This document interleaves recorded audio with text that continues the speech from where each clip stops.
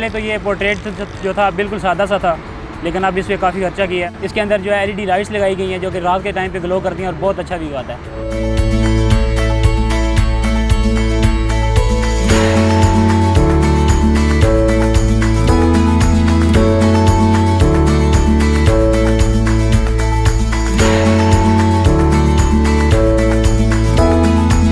ये एक ऐसी जगह है जहाँ पे कोई ऐसा पार्क तो नहीं है, लेकिन ये है कि लोग थोड़ी देर के लिए 5-10 मिनट की तफरीह के लिए यहाँ से गुजरते हुए इधर आ जाते हैं कि यहाँ पे देखें एक अच्छी चीज़ बनाई है और गवर्नमेंट को देखने के लिए, और इसको एंजॉय करते हैं। यहाँ पे